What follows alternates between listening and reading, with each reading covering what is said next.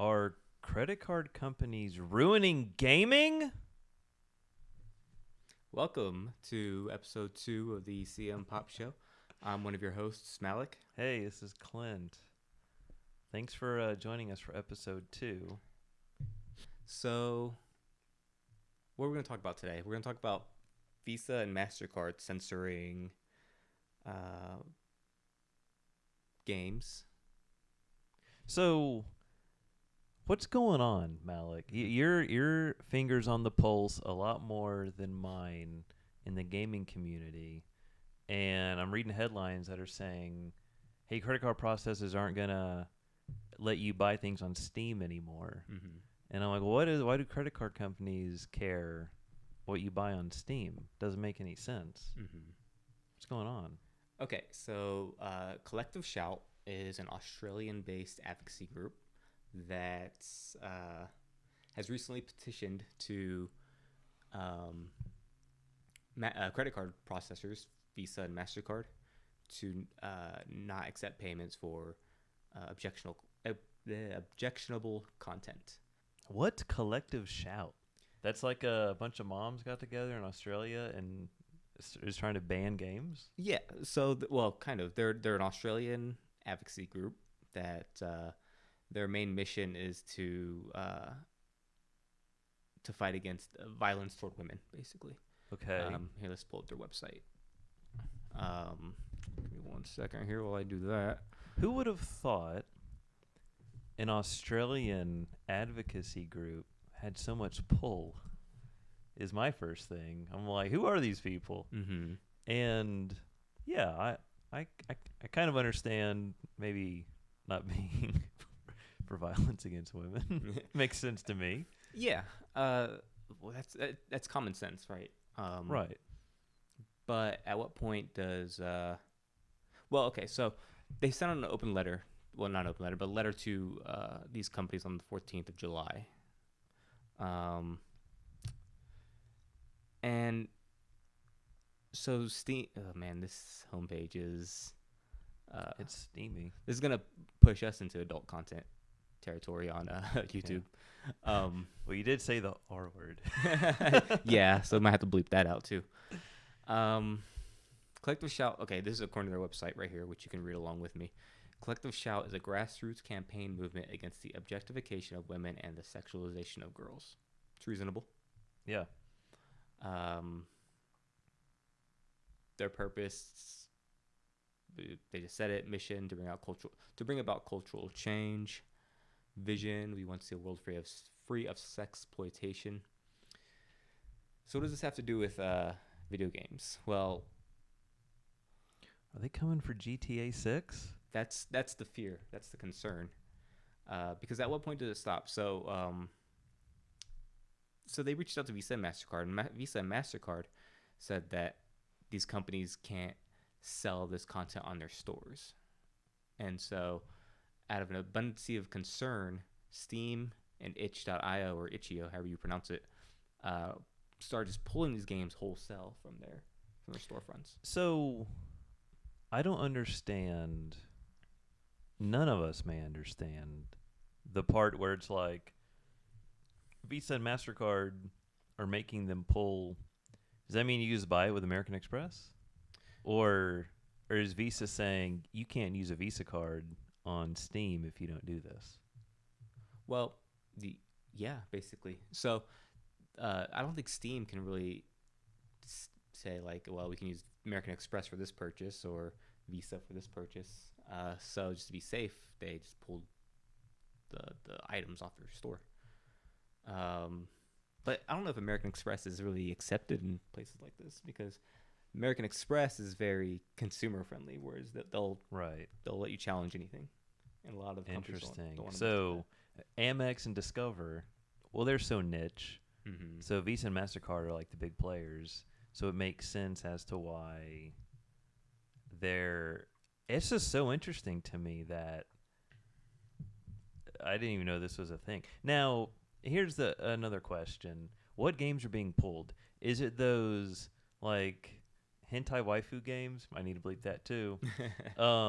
That you see like on the Switch store, or is it like mainstream games? Because if it's just pervy indie games, that's one thing. Mm-hmm. But frankly, maybe it is one thing because I could also see, like, I'm generally not for banning things. I'm generally like, well, if nobody buys, if they throw it out there and nobody gets it, well, then it doesn't matter. Is it a, yeah, are they targeting Rockstar and these big gaming companies, or are they targeting little indie games? Well, I'm glad you asked because I have a list. Malik always has a list. That's one of the benefits of talking with him and partnering with him is he's always prepared. I try to be. I don't usually do my homework though, but I got a list. I got a list specifically so that I didn't have to do any homework. I could just pull up the list and read it off live on camera. But so make sure we got the screen recording there. Okay. So yeah, it's mostly gonna be like those hentai waifu games. Okay. Those very niche kind of indie things. Yeah. But it's targeting a lot of games that are actually LGBTQ plus friendly.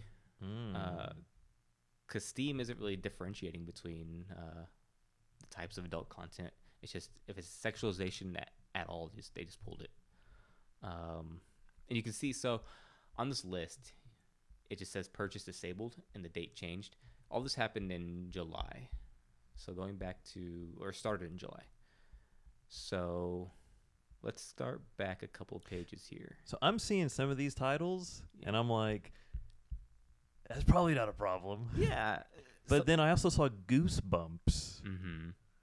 What is Goosebumps? Why are they getting caught in the crossfires? Unless Goosebumps is a term that I don't know what it means anymore, and it's not the R.L. Stine books. Well, let's go back to that one in a minute here. So like, okay, starting in July, we've got Easy Tetris. Easy Tetris. Well, that was delisted. Delisted means that the publisher probably took it off. They weren't selling it anymore. Was this about a character named Tetris? Maybe. Stuck Together, purchase disabled. Okay. Flunky Farm, purchase disabled. Quests Unlimited, purchase disabled. Okay. Space Cowboys. Space Cowboys. That was the Clint Eastwood film. Let's check it out. In Space Cowboys, you get to play the old guys. So it's still in Steam, but purchase disabled. I don't know what's wrong with this game. Riders of the Storm. Do indie games have ratings like M for mature, T for teen, all that? Yes, I think they have to. I don't think games can be unrated. Okay. So then, yeah, does Space Cowboys have a rating? You know, I don't really use Steam, so I don't know how to navigate it, but Oh, the UI looks like a steaming pile of... I don't see a rating on here. But let's... That's interesting. So I don't know why purchase would be disabled on that, but let's see some of the more obvious ones. Well, this one's Sanxing Dui. That's a Chinese-sounding game. Let's see that one here.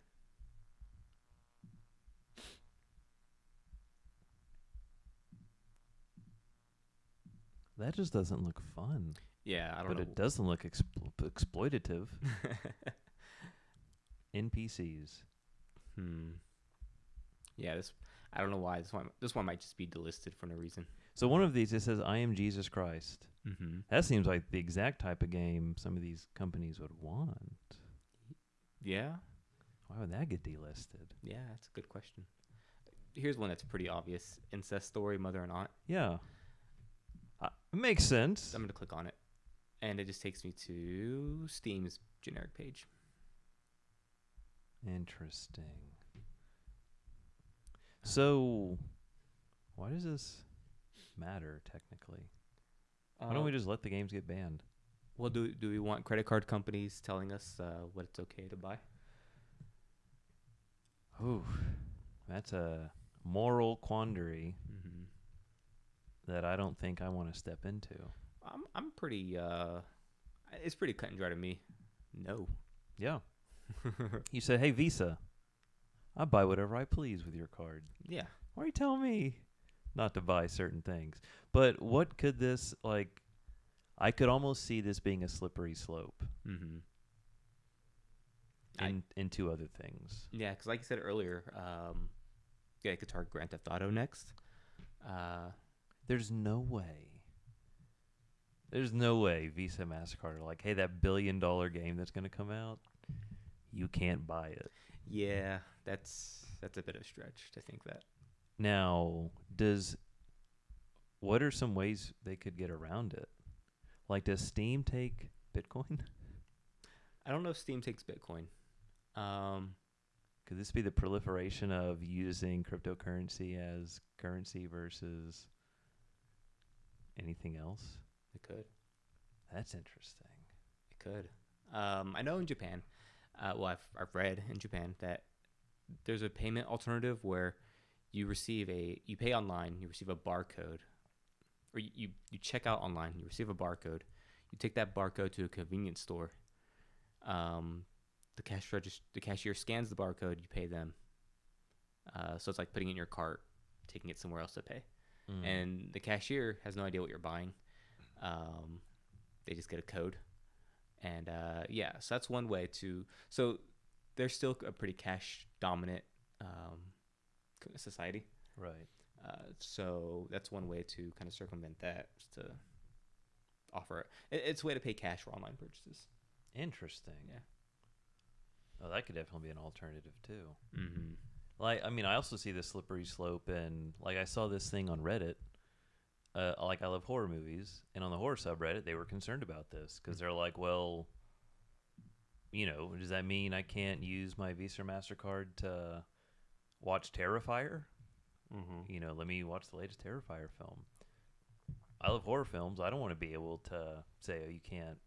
The credit card company saying, oh, you can't watch this movie because we've banned it and you're not able to buy it. Mm-hmm. Exactly. Yeah, I know. I don't want a credit card company telling me that I can't buy floppy disks. Oh, I can't even look at it because Steam pulled it down. Woo. Yeah. See, I didn't just make that up. That's a game. And violations will be punished. Let's see. That's like Pierce Brosnan. Yeah, this one just looks like junk. Okay, so if Steam pulled it, they pulled it from the store for that purpose. If it's just on this list is just games that you can't buy anymore. So Ronald Rump, fake assassin simulator, Save America again. Save America again. Oh boy.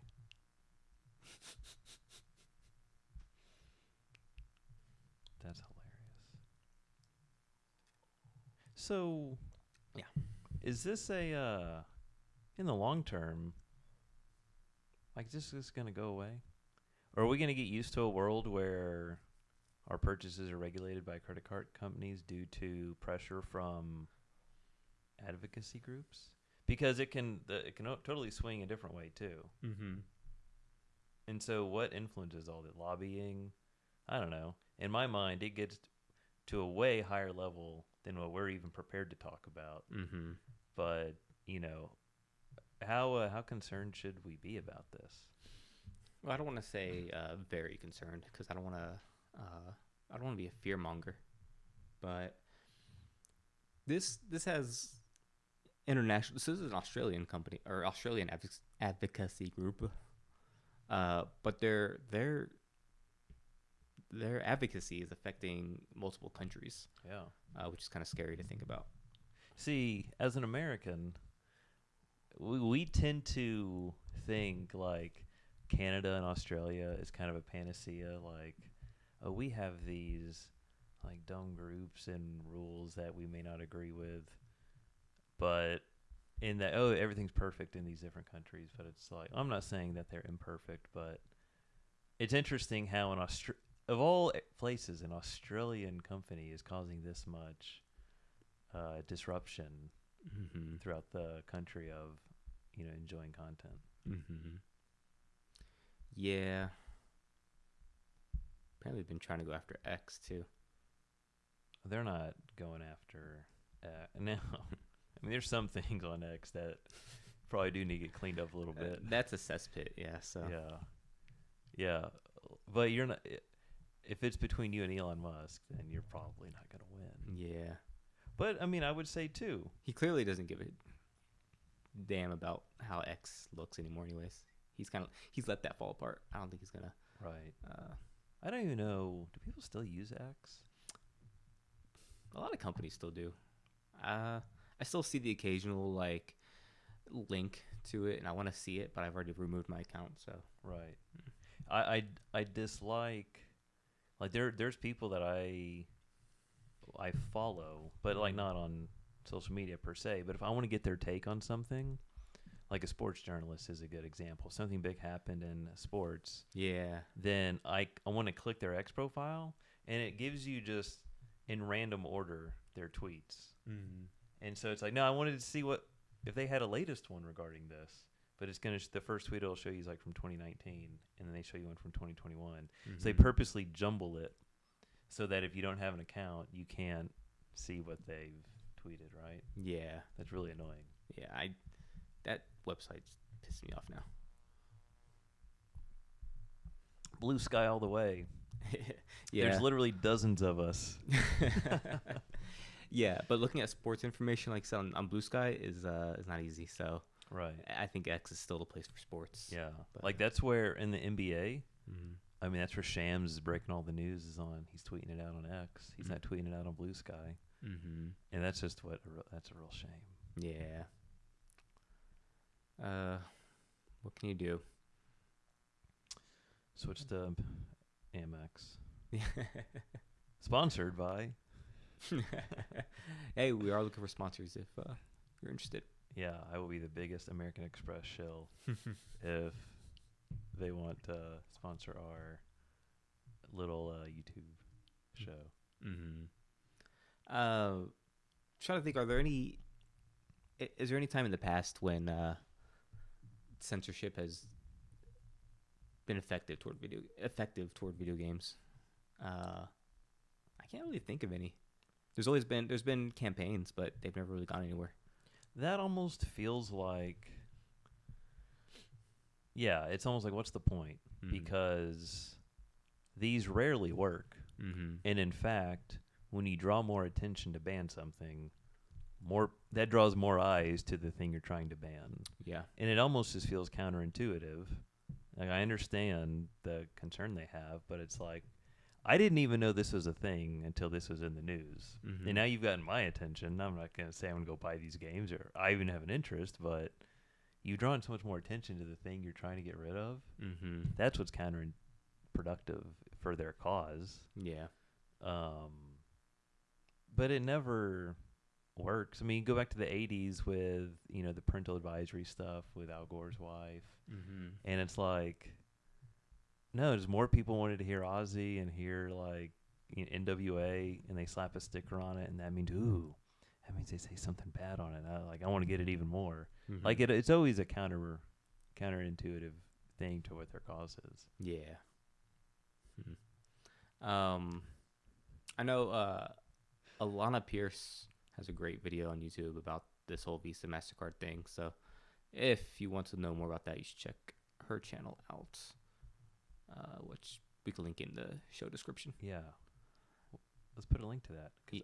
Even I haven't seen it. Yeah. It's a pretty good video. Okay. Well, that's all I've got to say about that whole thing. I don't know. You got anything else for the Visa MasterCard? You know what? I don't think I do. Oh, wait. I do remember. I do have one thing. I know Visa and MasterCard have responded to it, and it's kind of bull crap. Oh, what do they say? Let me pull it up here. I mean, I've heard a lot of people have been calling and maybe badgering their AI chat about all this. Yeah, that was one of the campaigns. It was really popular on Reddit, where they're saying, call their customer support, fill up their chat queues, fill up their email queues. But be polite about it. Don't harass these workers who are just reading a script. I've worked in these customer support roles before, where the queue is very precious to higher ups. So if you clog it and fill it up, then that could get their attention, because additionally you're taking support away from people who actually need support, and that could really hurt their bottom line if customers are outraged that they can't get help. So they like light cues? Light cues? Yeah. What do you mean? Like they're precious, so they're like they don't want them bogged down. They want you flying through those calls. Oh yeah.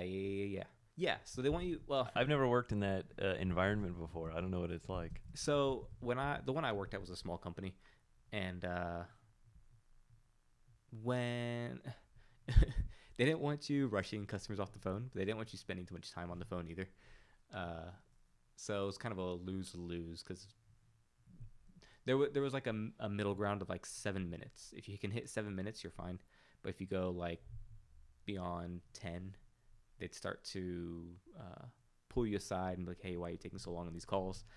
But if you're rushing customers off the phone, they're gonna hit you with bad reviews, and then that's gonna reflect for the company as well. So did you ever have like a tight 7? You're like, I know how to get this. I know not to go 4. I know not to go 10. I got my tight 7 minutes that I'm gonna hit every call with. I know how to navigate the situation. Yeah. I got pretty good at those calls, and I was pretty good at it. Yeah. Eventually I got sick of talking on the phone with customers, so I switched to chat support. Okay. When you do that, you juggle 3 chats at a time, and I got really good at making sure that the first chat that would start in the queue for me would be the first chat that I close. So a lot of times customers would be done, they'd be helped, and but they wouldn't disconnect the chat. I'd have to disconnect it. They didn't know how. Like if you just close your browser, that disconnects it. Mm-hmm. They wouldn't do that, so I would leave it open if I finished if I finished helping them really quickly, and I had like a lot of time to spare. I would leave that chat open while I'm helping the other 2 people, because I know that nobody's gonna bug me in that 3rd chat. Does that make sense? Yeah. Yeah. So I'd keep one. You'd have 3 chat slots. I'd keep one occupied if I could, while I'm helping the other 2 people, and then when I'm like ready to move on, then I'd close that chat. It was kind of a game for me. So you were like, now it's AI, but you were the AI then. Yeah, I don't know if that company uses AI now, but yeah. So let me ask this. Oh, it just left my mind. I had a good question regarding you toggling chats, closing people out. Mm-hmm. Should have wrote it down. I had a very carefully cultivated Microsoft OneNote document that was divided into categories of types of responses. So I had my greetings, I had my responses. After a while, you just get the same questions over and over again, so things kind of become predictable.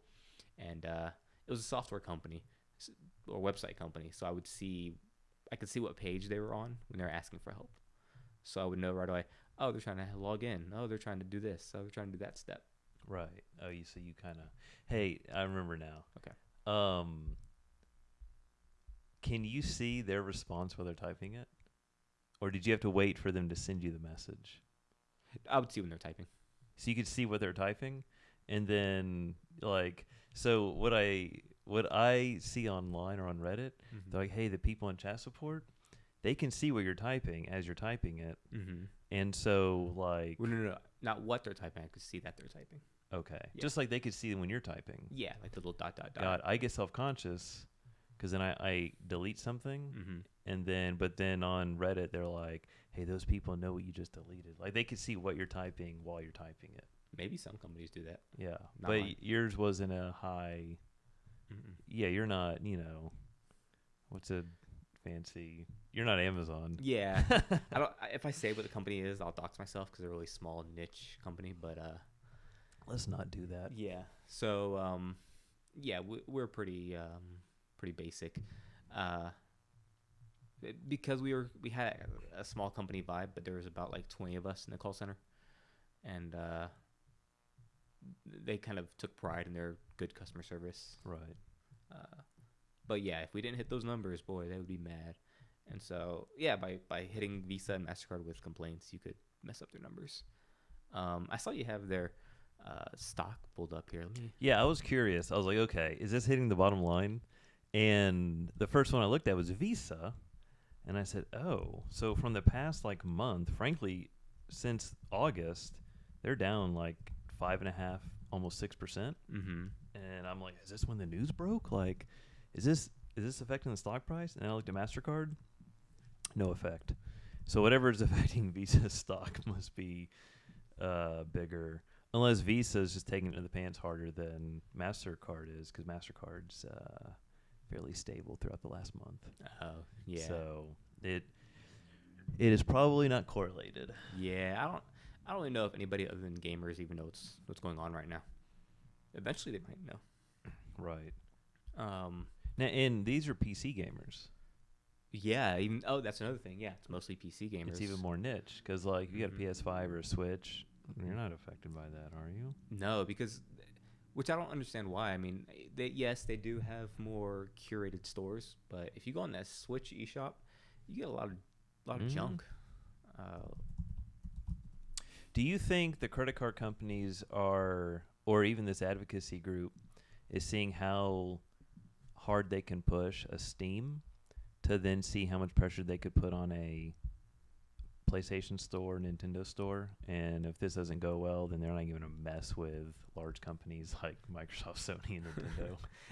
See, and that's where I think the slippery slope comes in. Yeah. If they're successful here, they could push to other companies. But Collective Shout went after the credit card companies. I don't think they contacted Steam and itch.io. But what did they told the credit card companies, hey, like, we're trying to, there's these video games that are bad. Mm-hmm. You should stop accepting payment. Yeah, I guess they said, like, hey, if you don't stop offering these products, we're not going to let you use our processors on your store. That must be what it is, because what else could they take from Steam? And then what makes Visa not be like, oh, I'm not going to listen to you. Like, what makes them not say, like, the Michael Jordan thing? They're like, Republicans buy shoes too. That's why he was always trying to sell shoes. Yeah. Or he didn't speak out in, like, the 90s or whatever over some cause. Okay, he goes, Republicans buy shoes too. So what makes Visa like, well, we're not doing this because it's going to affect our bottom line? Or maybe it doesn't affect it that much. Mm-hmm. Like, I just wonder, what does that group have on Visa and MasterCard? What influence is there? You know? Yeah. That's what's interesting to me. Yeah. It's like, what are these Australians? They're like, hey, we got a bunch of kangaroos. Gonna mess up your day if you don't stop this. That's a stereotype, Clint. They have koalas too. Sorry. Well, stingrays are the most deadly ones. Yeah, that's what I'd be afraid of. Yeah. Crikey. Well, okay. I don't need to worry about that. Okay, so Visa and MasterCard are getting overwhelmed by gamer fury over censorship. How are they being overwhelmed? Let's see. This article is going into what we were talking about, the queues and messing their customer service. Okay, so here's Visa's response. Thank you for reaching out and sharing your perspective. As a global company, we follow the laws and regulations everywhere we do business. While we explicitly prohibit illegal activity on our network, we are equally committed to protecting legal commerce. If a transaction is legal, our policy is to process the transaction. We do not make moral judgments on legal purchases made by consumers. Visa does not moderate content sold by merchants, nor do we have visibility into specific goods or services sold when we process a transaction. When a legally operating merchant faces an elevated risk of illegal activity, we require enhanced safeguards for the banks supporting those merchants. For more information on Visa's policies, please visit our network integrity page on visa.com. Thank you for writing. So it sounds like they're denying having any involvement. Oh, interesting. 'Cause I was going to say, that seems like a very reasonable response. Mm-hmm. And it's like, yeah, if it's not illegal, it's not interesting. So they're denying it, allegedly. All of this is alleged. I'm uninformed, so let's... I'm not an expert in the subject matter either. But it's interesting. A curious bystander. Yeah. Curious commentary by bystanders. Yeah. But yeah, it sounds like they're denying it. But I'm pretty sure Steam said that that's what Visa's doing. Where does Steam originate from? Are they Australian? No, Steam's an American company. It's Valve. Oh, Mm-hmm. look at that.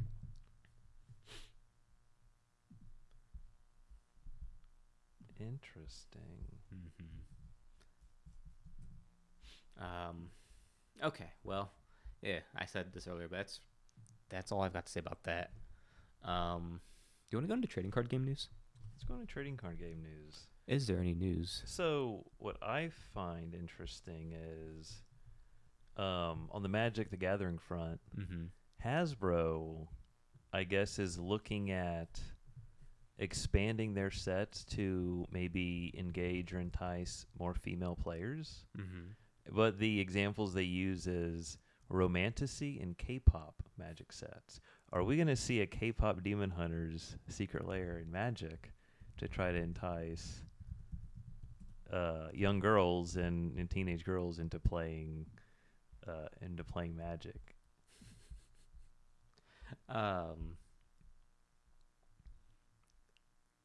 Women like more than those things. That's all they like. That's what I was told. Is that they only like romantesy and K-pop. They don't like Marvel.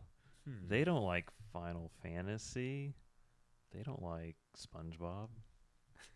There might be some other things keeping women away from Magic, such as the weird The community. the community. Yeah, the hyper masculine or hyper misogynistic culture. The smelly game stores when you go to a tournament. The smells are probably the biggest detractor, right? But I mean, Magic's also a fairly open community. That's what I find kind of interesting. Is like if you look at Tolarian Community College, I mean, he kind of he does the shuffle up and play. Like he has people from all walks of life and all different types of folks.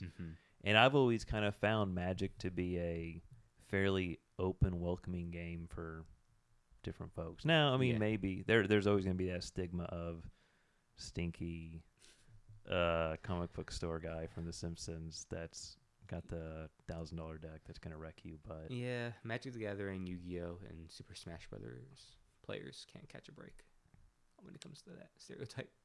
Super Smash specifically? Yeah, there's a stereotype in the Melee community that they don't shower. Oh, they use wow. deodorant. Is it like the competitive ones? Oh, man. But Whatever they ain't got nothing on the dude who crashed out playing like Final Fury, whatever that game. Oh, Fatal Fury. Fury. Oh, and man. he's like, Okay, so I think he was doing a bit. From what I understand, when the cameras go off, he's pretty calm and normal. Yeah. And he did that 10 years ago against the same player. That's funny. He lost to the same guy 10 years ago. Yeah. And crashed out. Oh, that was a callback. It was a callback. It was a callback. Man, that dude is a freaking G. I like it. Yeah. By the way, don't say Hasbro CEO's name. We might have to bleep that too. I hear Rudy say his name all the time. Yeah, Rudy doesn't care. Rudy doesn't care. What is romantesy anyways? I don't even know what that means. Isn't that like the books that all the like wives are reading now? That it's like it's the fantasy books, but it's also like smut. But it's not really smut, I don't think. No. I've never read it. It's a portmanteau of romantic fantasy. Obviously, I should have put that together. Right. But like all of those, like I can't even like Sarah Haas or Moss or whatever her name is. Like I think she writes that stuff. Everything you see on like Bookstagram is probably that. It's book talk now. Yeah. Oh, book talk. Okay, sorry. We gotta close out the IG references. So yeah, I don't know how they're gonna adapt that into Magic. So like one of the top comments in Reddit, how about a Sailor Moon set? That would be sick. Yeah, but would it be attracting more girls? It would just be attracting Or weebs. weebs. Or female weebs. Yeah, or female weebs, right? So that's what I'm curious is like, what kind of female gamers are they just looking to attract? Unless they're just trying to expand the base, Mm-hmm. in which case, yeah, I guess. I'd buy Sailor Moon Magic the Gathering. Right. Um, But you don't fall into what they were trying to attract. no. Final Fantasy. Final Fantasy has a large female fan base. Do they? Yeah. So if that didn't do it, then I don't know if. It feels just so kind of grossly stereotypical. Yeah. That's what bothers me the most about it. It's just like, hey, just make cool things people like, Yeah. and you'd probably be okay. Yeah. It doesn't have to be necessarily like my daughter loves Spider-Man, Mm-hmm. and there's going to be a new Spider-Man set, Mm-hmm. and it's like, well, that would attract anybody that likes Spider-Man, and there's going to be a Ghost Spider, right? You know, But what if Spider-Man was pink and had pretty hair? Would you like Spider-Man more? no, they already have that. At Ghost Spider, they got Spider-Gwen. Spider-Gwen's just as dope as Spider-Man in Miles Morales these days. She's pretty sick. Yeah. I also like Silk. Do you know who Silk is? No, who's Silk? She's like the Korean Spider-Man. Interesting. Yeah. That's why they call her Silk. Yeah. Silk Spider-Man. By the way, I use DuckDuckGo, which Oh, that's cool. kind of DuckDuckGo is not as good as Google. It's not. I stopped using it. Yeah. I just gave in to big tech. Yeah. So yeah, you got me. But I find myself frequently like, okay, I'm not getting the results I want. Let me go to Google. Yeah. Let me go to the good one. Okay. And in K-pop magic, so they put magic here in apostrophe in whatever you call this one here. The single quotes? Yeah, single quotes. What is K-pop magic now? I don't know. I thought that was just going to be the magic set. Like, hey, we're trying to attract more magic players. Oh, yeah, okay. You know what? Some reading context would do me. Some context clues would do me some good, or learning how to use context clues. Okay. Yeah. Don't be surprised if you see this blah blah blah. Don't be surprised if you see us looking at K-pop bands. Nothing's off the table. BTS, secret layer alert. BTS, secret layer alert. The recent Final Fantasy set was the most successful one yet, bringing in new players, with more players activated in the first 2 weeks on sale than any other set has brought in over a full season. Unique players that organized the play events were up 40% in the first half of 2025.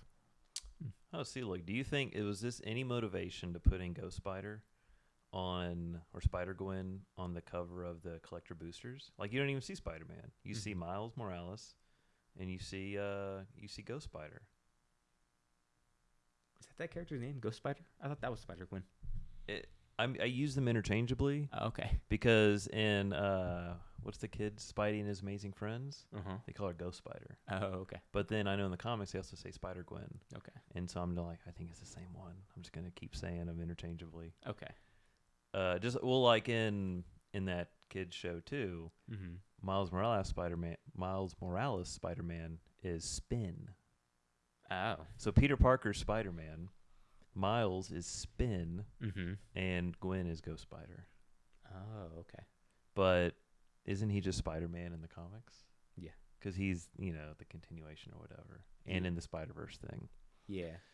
By the way, not to derail us too much back into Spider-Man, but these Spider-Man collector boosters haven't come out yet, but a box is at like $870. Holy. It hit 1,000 at some point. This is down to where like the pre-sale stuff was thinking it was going to hit 1,000. And now I just wonder, given Lord of the Rings, given Final Fantasy, and now Spider-Man, is $1,000 for a collector booster box just going to be like table stakes? Like, it's just, these will just be exorbitantly expensive now. Mm-hmm.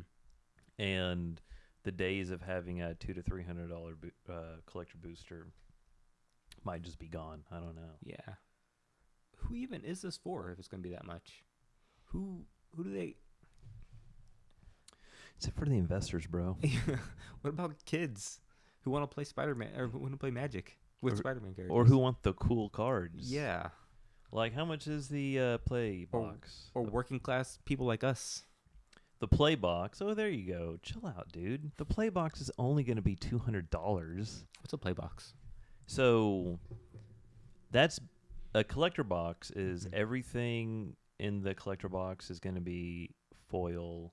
There, you're going to have the chance of pulling the serialized cards. So the X out of 250, whatever. Mm-hmm. These are for the hardcore collectors.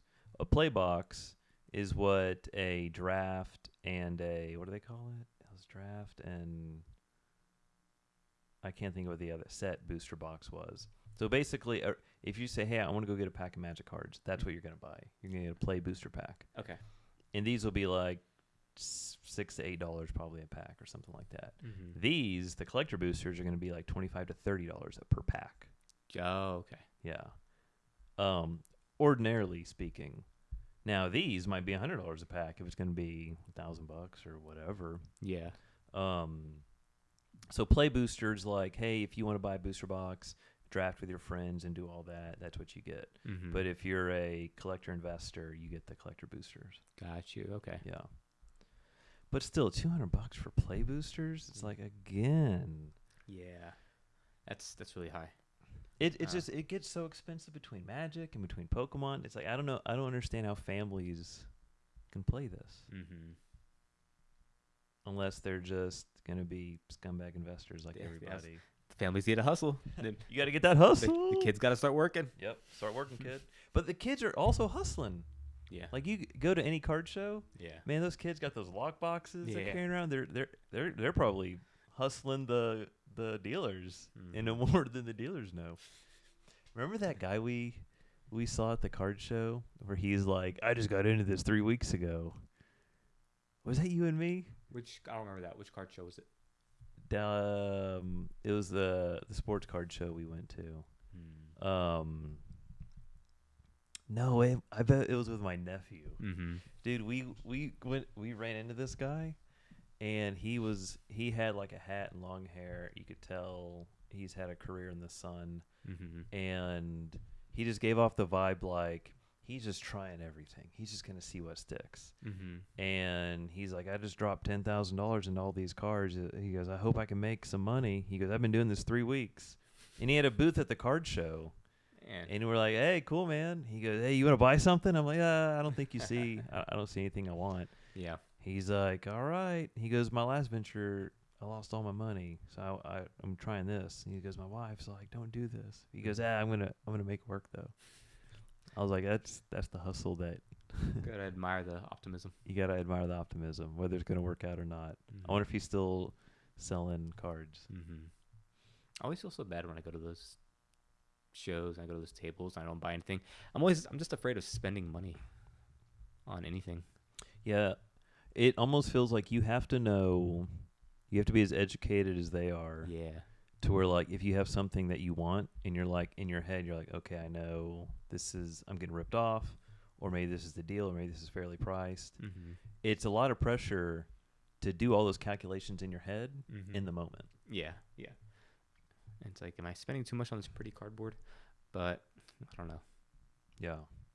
Man, like, I was at the record store the other day, and they had this, like, I love punk records, old punk records, and they had the Misfits, like, second pressing of their first album, and it was like $250.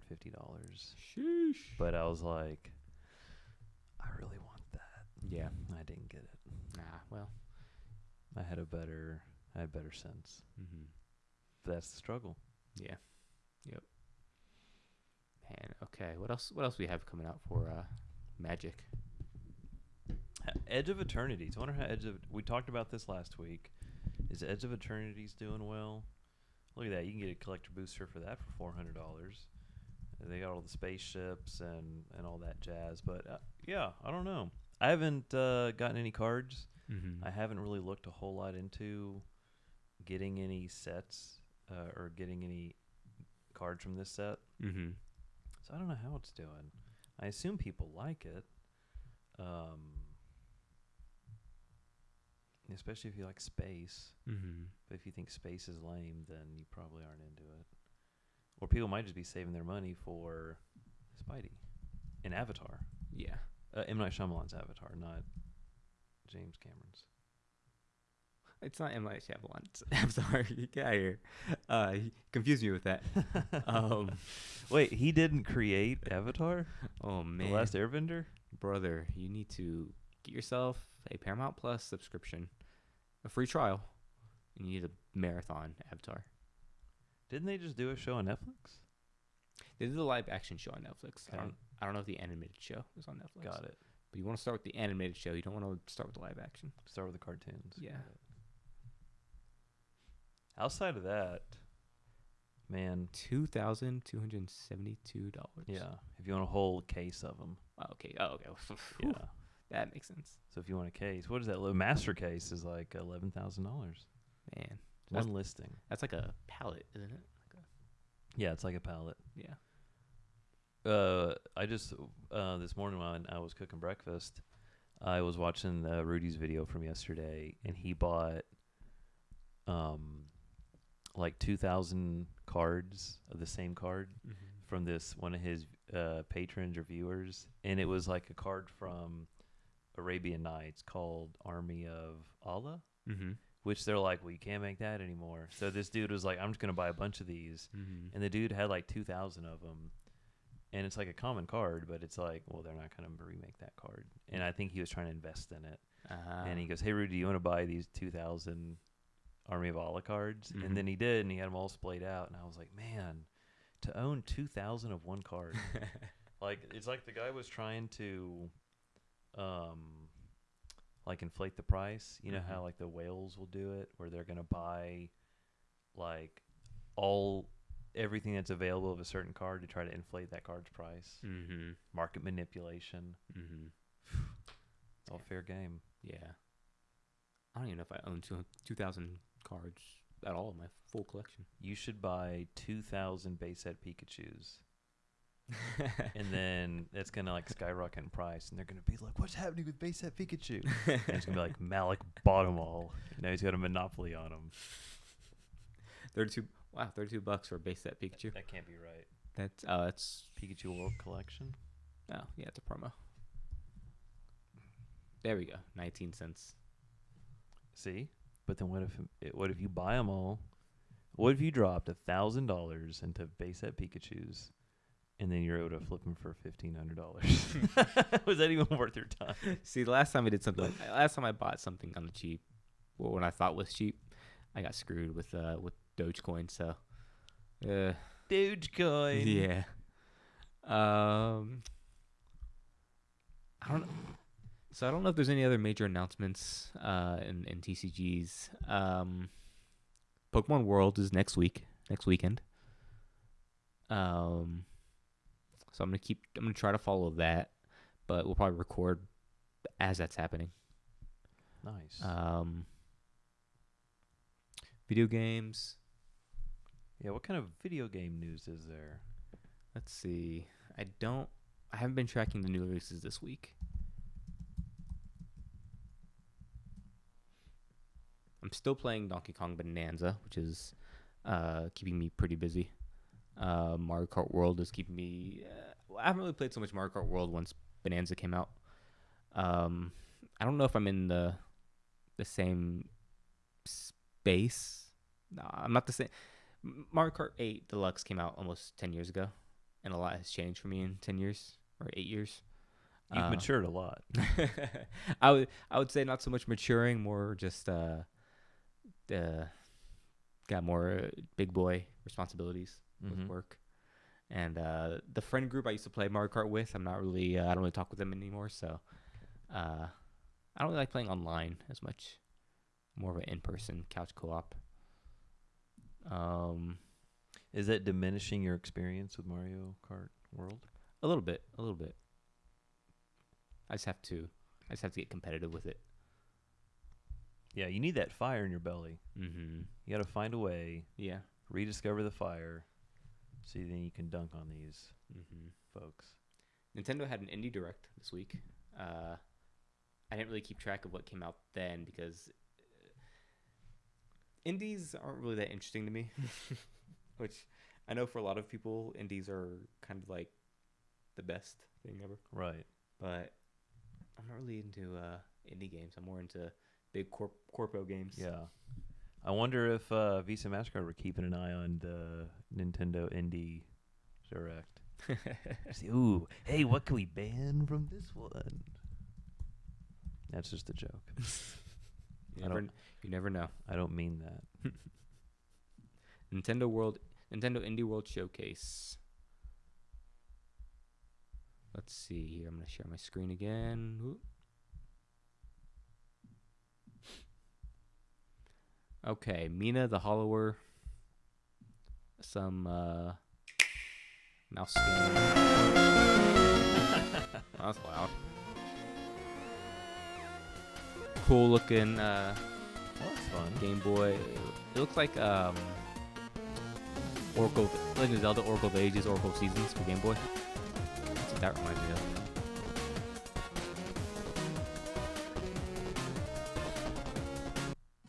Pretty cool. Okay. I should have been paying attention. That looks pretty cool. Well Dweller. Oh, this showcase is only 15 minutes versus like 30, 45 At the minutes. bottom of this well. So this is a short one. Oh, this is like a side scroll. Yeah. Most indies are going to be side scrollers, these little experiences. Are there still got Switch 1 games? Yeah, I think Switch 1 is going to be... Eu sou Isadora, programadora e escritora do jogo. Switch 1 is going to be supported for a while, I think. Interesting. Yeah, which is good news for a lot of people now. Yeah, Switch 1 people. Yeah, because the Switch 1, the price went up on the Switch 1. Did you hear about that?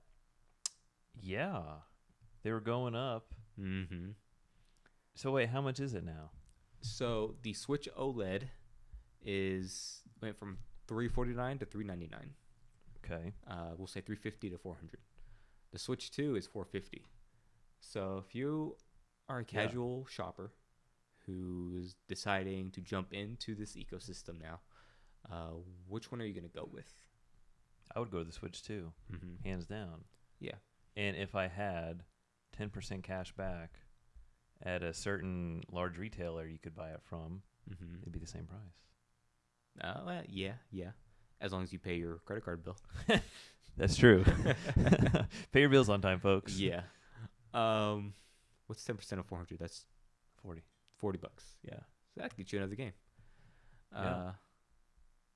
Yeah. So Switch OLED went from $350 to $400.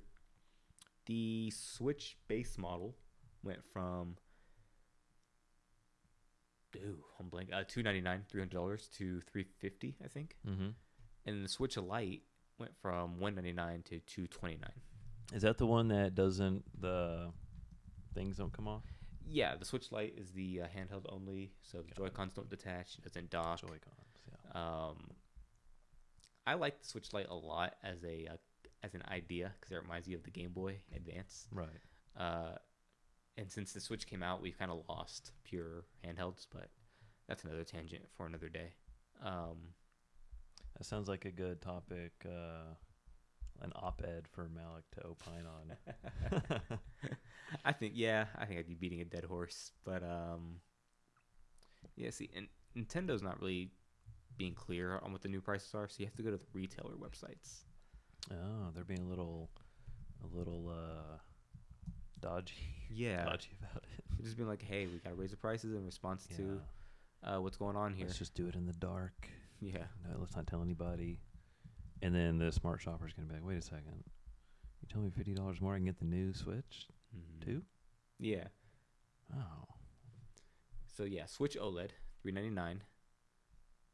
The Super Mario Wonder bundle, $349, which I think would normally be $300. How much would a Switch Animal Crossing be? The special edition console? Yeah. Well, that's not in stores anymore, so Right. you're going to have to get it from the aftermarket. Like, were those just created to oblivion, Or is a CIB of those like, oh, all right, hey, look at that. That would buy me a Switch too. You know what? It's not that bad. Let's go to eBay. Whenever I was surprised at how often I would see those in stores because I thought they would fly off the shelves with Animal Crossing. But then it got big during COVID too, so they probably were just like, keep them coming. Mm-hmm. And then let's go ahead and filter by. Ugh. I'm gonna filter this by sold items. Do solds, they're completed. And used 170. 170, is that no box though? Yeah, no box. Box only for $12. So then how much would a complete in box? Would it be like, hey, let me buy a $12 box, and then that increases my ability to sell this by more than what it costs to, have the two? Not 200 for as one bid. Yeah, I think you'll be out of luck if you're trying to profit off this one. Yeah. They must have made a lot of these bad boys. Well, I'll just keep waiting. Yeah, wait about 10, 15 years. I'll wait till the nostalgia for COVID hits. Nintendo is an appreciative asset, so. Is it? That's what it feels they like. continue to appreciate over time? Yeah. This is probably a good topic for another video, but I'd be curious. It felt like 10 years ago, everybody was all about the N64 and wanted to relive those games. And now it feels like everybody's about the GameCube and wanting to relive those games. So if you're a NES, SNES gamer, it has the hype already. Are we on the other side of the hype to where it's like, oh, you can enjoy those at a reasonable price? I would say no. Those games are still expensive. Or so it basically went up and then just beep, or at least leveled and stayed up. Yeah, I would say leveled probably. The thing is that these games are made on plastic, and that plastic, we don't really know how long plastic will last. Plastic is a relatively new material in human history, right? I was told billions of years. It may, but we've seen plastics degrade. We've seen cartridges degrade. PS1 discs get disc rot. Have you ever seen that happen? No. I haven't either, but I've heard about it. I was like, tell me more. But we don't know how long these plastics are going to last. And finding clean, workable... I would say that finding the hardware that plays it is more difficult. The games... Right. You can get like Super Mario World, I think, for $30, which is almost what it MSRP'd for. You can get like Star Fox for about that same price. Games like Chrono Trigger is gonna be harder to find. That's gonna be a lot more expensive. Man, when I was young, when I was a kid, young Malik, I went to Movie Trading Company, and they had a copy of Chrono Trigger. Not complete in box, but I think maybe with the manual for $50.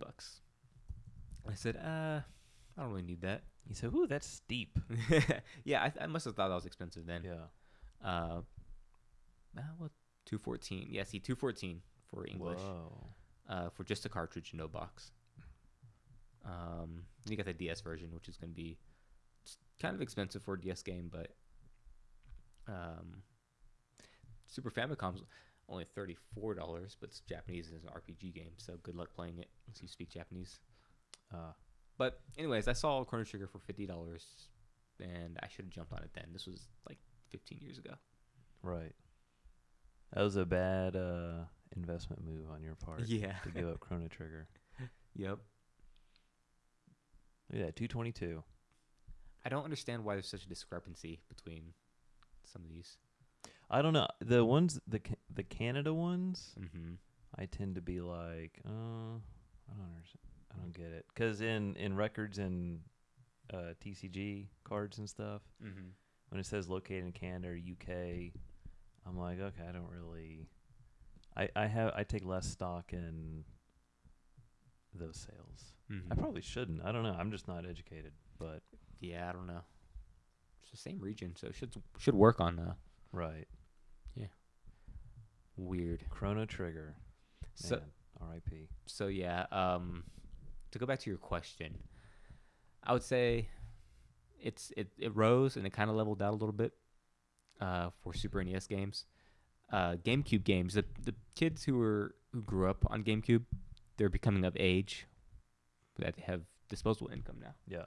And so yeah, we're gonna see a lot of nostalgia for that. Well, I think we're at the tail end of that nostalgia because I can go into a shop, I can find a lot of GameCube games for reasonable prices, $60, $70, which I would say is reasonable. Yeah. When I bought my GameCube, it was like 10 years ago, mm-hmm. and I felt like we were just probably getting to the cusp of it Mm-hmm. because I had bought like Simpsons Hit and Run for like $20, Mm-hmm. and now it's like an $80 game or something like that on the GameCube. Mm-hmm. Same with like Super Smash and all that. Yeah. But yeah, you're probably right because we're on the tail end of it. But then is it just going to level out? Probably. Just like NES and SNES. Because one thing I don't know, another channel plug, Reserved Investments, like mm-hmm. he made a lot of money in the 90s on early eBay selling Atari stuff. Mm. But like nobody, does an Atari even, like that had to have plateaued big Mm-hmm. time, right? Because nobody cares about it. Yeah. Because the people who are playing that are probably old. I used to find those cartridges in abundance at secondhand stores. Right. So I have no nostalgia for Atari. That was just way beyond my time. So then will the NES and SNES be the Atari in 20, 30 years? You know what I mean? Mm-hmm. And then you're going to be like, hey, why do they got all these games? This is gold. Man, I don't know. I think there's a Nintendo difference that's gonna prevent that from happening. That's true. Yeah, the Atari brand really just died, didn't it? Yeah. Nintendo's a juggernaut. Mm-hmm.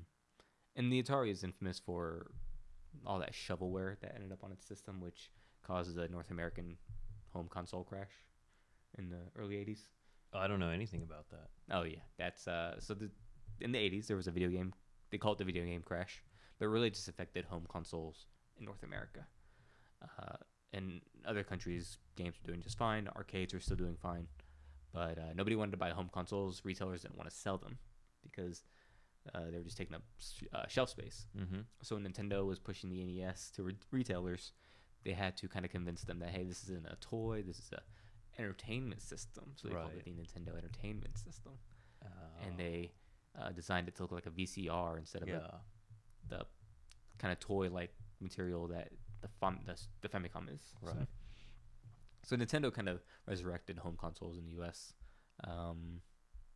So I don't know. Atari kind of has that stink of being associated with that crash. That's interesting. I did not know that. Yeah, and it's got the stink of being associated with games being produced in such abundance that they had to throw them in landfills because nobody wanted them. Right, and they were made out of plastic. They're going to be around for trillions of years. Yeah, you could probably find a ET or Pac-Man landfill somewhere. And that's hilarious. Mm-hmm. That's why you're the video game historian. Man. You know all that. There is a video game historian on YouTube.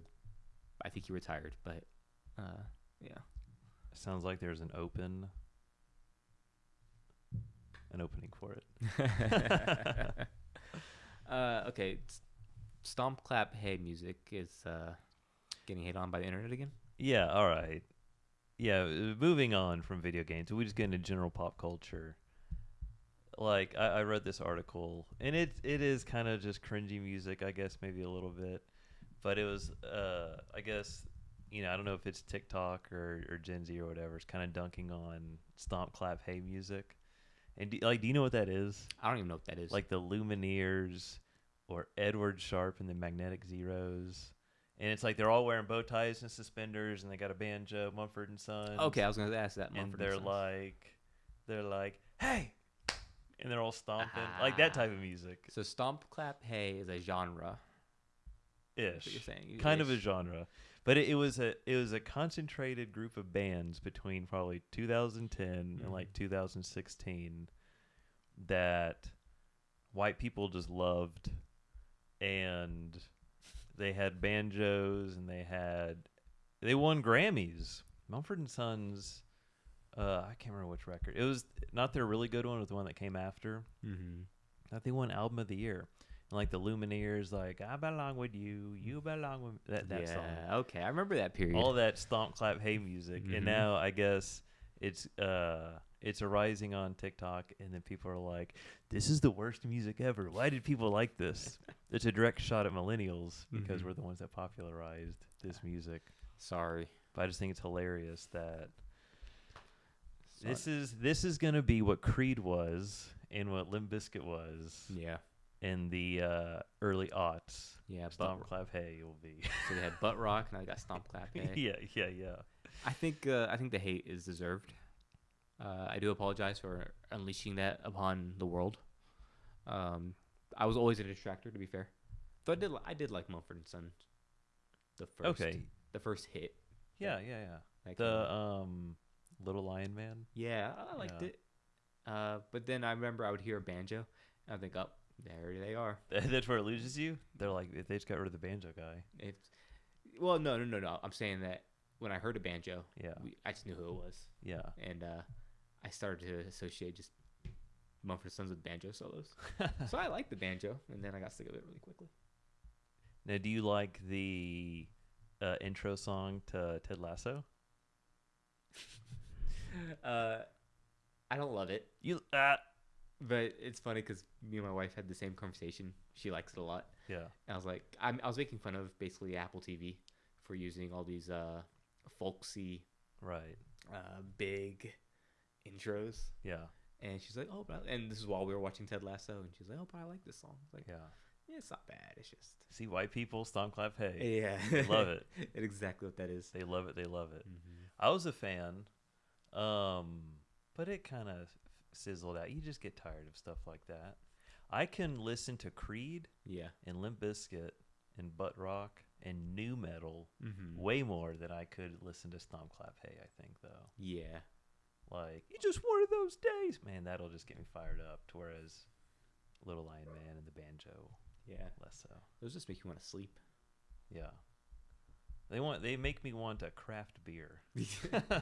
I want a craft beer and I want a wax mustache. Stomp. That's so funny. Stomp clap hey. That's exactly how you would describe it. Right. Lumineers. Who's the one that was like? I remember during the Olympics they were playing one of these songs on repeat, and I thought it was Mumford & Sons, so I looked it up and it wasn't. And I think it was like it was a 2012 Summer Olympics. Okay. There was it was by a Phil something. But it was a Stomp Clap Hey song. It was a what something? Phil? Phil something. Yeah. Phil. Interesting. I want to know what that is now. I don't know what that was. 2012 Summer Olympics song. It was in the opening ceremony? It wasn't an opening ceremony. It was NBC, I think, was using it a lot to just promote it. Commercials. Folky song. Folk song. Summer Olympics folk song. I Still Believe? Frank Turner? Who's Frank Turner? Is Frank Turner that guy who's going to tour the Sex Pistols that I'm going to go see next month?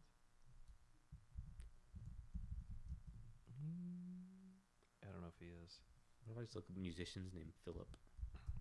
Phil. You think I think it was Phil. Is it Phil Collins? Not Phil Collins. No, I would know Phil Collins.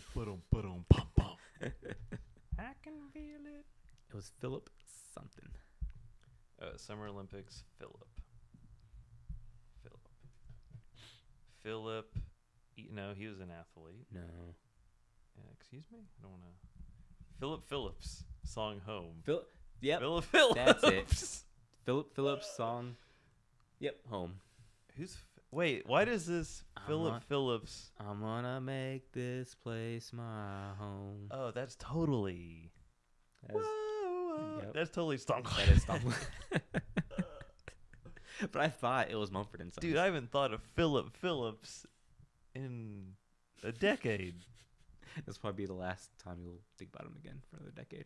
Oh my gosh, dude. But I thought that was a Mumford and Sons song, and I was actually disappointed when I found out it wasn't. Because like, wait a minute, do all these guys that sound alike? Yes, they do. They all just sound alike. That is hilarious. From the pop culture side, that's pretty much all I had. Is like, I just thought it was funny that Stomp Clap Hayes getting dunked on the way Creed got dunked on 10 years ago. But another thing in movie news, I saw the Odyssey has wrapped up filming. Do you know about the Odyssey? That's Christopher Nolan's interpretation of Homer's Odyssey, right? Correct. Yeah. And evidently, it would only play the teaser only played in theaters before Jurassic Park, maybe. And but they wouldn't release it online. But then I watched it because somebody did the old like Seinfeld recording illegal piracy on Reddit. Yeah. But that should be a big movie next year. Okay. Just keep an eye on that. I still haven't seen Oppenheimer. Oh. I feel like I need to watch Oppenheimer. Yeah. I seen the first hour or so of 3 of them, 3 hours. And I liked it. And I've been meaning to say it was a good first hour. It was a good first hour, yeah. Watched it on a cruise ship. I've been meaning to go back and watch the whole movie, but man, 3 hours is a long time. That's a long time, especially when you're on a boat. But I do intend to marathon the rest of King of the Hill season 14 tonight. So it's interesting. By the way, I was just talking to my wife about this, and I was like, "Are we gonna watch?" So when we watched the first episode, we did a whole group watch together. Yeah, right. We watched it all at the same time. Which, by the way, I have comments about that, but go on. But a few days later, we haven't watched any of it, and I was like, "Oh wait, are we supposed to be watching all the episodes with them, or is anybody else watching it?" And she's like, "I don't know." And I was like, "Her sister probably already finished it." Because she's like, Malik likes to watch it one episode at a time. And I was like, well, that's what I like to do. Like, generally. I'm not a big binger. Yeah. So I like to, to slowly enjoy things. Even if they release it all at the same time, I'll watch 1 or 2 episodes at a time and then go back the next day or the next week. With King of the Hill, though, that's so easy to consume. Yeah. It's so digestible and just I was surprised how relaxing. fast it ended. Exactly. That first episode felt so quick, but it was a standard 22-minute long thing.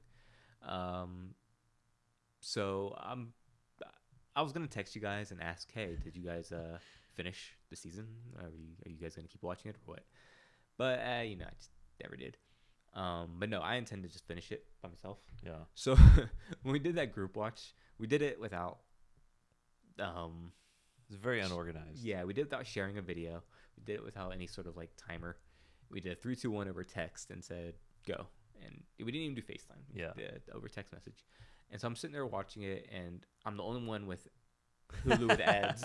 So after the first ad, I'm behind by several minutes, and I'm trying to like just watch the damn show, and I'm getting like text messages. I'm like, bing, bing. So I'm never doing that again. But it's either got to be like Switch 2's little gaming with the camera, except you watch it. Is that what the watching group watch was? That's what it would have been if we could have used it. Yeah. So yeah, we should have done that. Yeah, everybody would have to hop on a computer though, and instead of watching it in front of the TV. Right. Which is why we didn't do it. But I watched it at my office desk here. I thought we were gonna do that. And I was like, well, I'm already comfortable here. I could see how it was not a good experience for you, having to wait through the ads and getting spoiled. The spoiling wasn't that much of a problem. I was able to ignore what you guys were talking about. But it was just the pinging. Right. Bing, bing. Yeah. And then because I was sitting at that computer, when I type on that keyboard, it's really loud. Yeah. So I was drowning out the show for myself by responding back to the text message. Yeah. It's like, what am I doing? Yeah, you can't do that. Okay, then we got free reign to just finish King of the Hill. Yeah, so go ahead independently. And finish it. I'm probably going to finish it tonight, maybe. I don't know.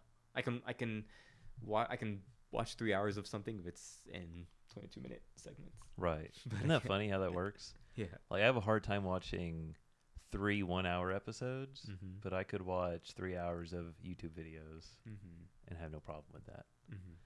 What did you think of King of the Hill season 14 episode 1? Loved it. Yes. Dude, I kind of almost aspire to be Hank Hill when I'm older.